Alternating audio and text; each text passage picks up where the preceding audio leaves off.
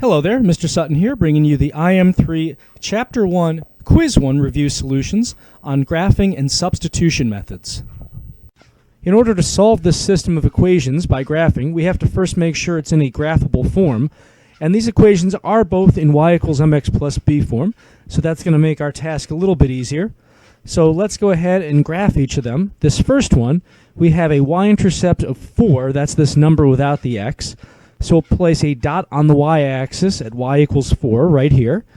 And then the 4 next to the x is telling us we have a slope of 4 over 1. So that would tell us we're going up 4 and over 1. But that's kind of hard to do because they didn't give us any kind of grid lines up there. So instead of going up 4 and right 1, we're going to go down 4 and left 1. And that'll do the same thing. That'll give us the same slope. And then let's just draw a line through those points. So there is one of our lines. Now we're going to draw this other line, graph this other line, and see where it crosses the first line. And that intersection is going to be the solution to our system of equations. So we have a y-intercept for this of -3. That's down here. And we have a slope of 1/2. That's up 1, right 2. So starting at the y-intercept, we go up 1, right 2. There's our next dot. And you could keep doing that in both directions if you wanted. Draw a line through those dots. And you have to be fairly accurate about this because you want to see where these lines cross. Down here at this intersection, this is our solution. This is the point -2, -4. So there we go. To solve this system of equations by graphing, we first want to see if we have everything in y equals mx plus b form or some form we can graph. This first equation is in standard form, not y equals mx plus b form. So to get it in an easier form to graph, let's get y by itself. So we'll start by subtracting 5x from both sides. And then after that, to really get y by itself, we have to divide everything by 3. So that'll give us y equals -5 over 3x. And then 12 divided by 3 gives us a +4 over there. So now that I have it in y equals mx plus b form, my b value is going to be this 4 here, so that tells me where to begin on the y-axis at the value 4, 0, 4. And then my slope, this -5 over 3, that's telling me where to move from that beginning spot.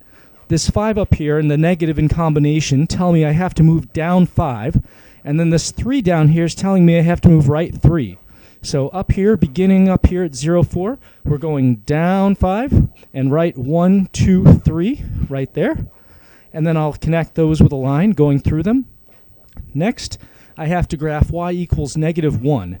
Now I notice that there's no x here, so that's making me think this is a Hoy-Vux situation, either a horizontal or vertical line. Since I see y equals, that's the Hoy part of this, so that's telling me it's a horizontal line. And that means that I'm just going through the y value -1 horizontally. So just a horizontal line through -1.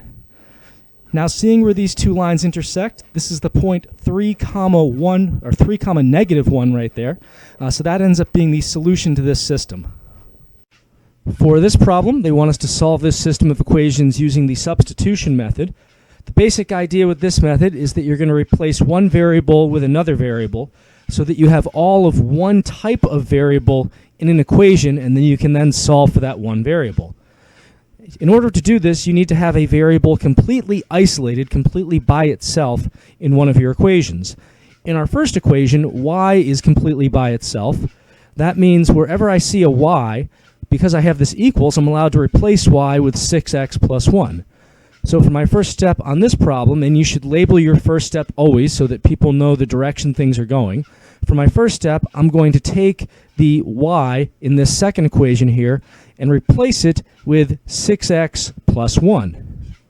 So I'm going to rewrite this second equation as 4x plus 2 parentheses 6x plus 1 equals -14. When I make that substitution, notice that I only have x's now, so I can actually solve for x just using normal algebra. All right, so at this point then, we have to distribute that 2.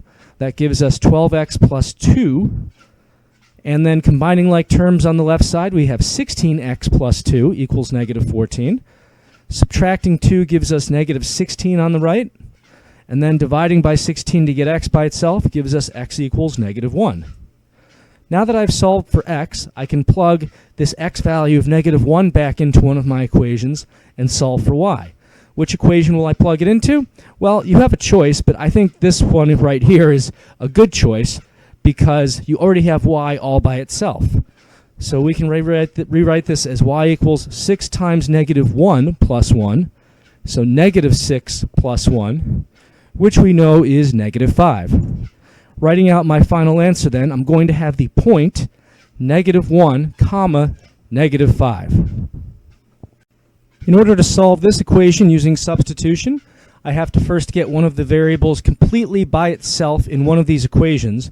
Taking a look at both of these, I think this y right here is going to be the easiest one to isolate because I don't have to divide by anything after I get the y expression by itself. We just have a coefficient of 1 there. So for my first step, which I always label on these, I'm going to just add 3x to the other side, and that allows me to isolate y in this second equation. So now wherever I see a y, I can replace it with a 3x plus 17. And I'm going to do so over in this first equation. I'm going to take this y next to the 5, and I'm going to plug in 3x plus 17 right there. So this is going to give me -4x plus 5 parentheses 3x plus 17 equals 19. And now I'm just going to solve this using normal algebra to get the value of x. Once I've got x, I can go back and plug that in to get the value of y. So let me distribute this 5. That's going to be 15x plus, let's see here, that's going to be 85, 5 times 17. And then if I add those x's together, I've got 11x on the left side. Subtracting 85 from both sides, that's going to be -66. And then we've got 11 divided into -66. That gives me x equals -6. Now that I've found the value of x, I can take this -6 and plug it in for x over here. I could actually plug it into this other equation as well, but this equation here, we've already got y by itself, and that's what we're trying to find. So we've got 3 times -6 plus 17. That's -18 plus 17, which gives us a y value of -1. So our final point then, our solution to this system is -6 comma -1.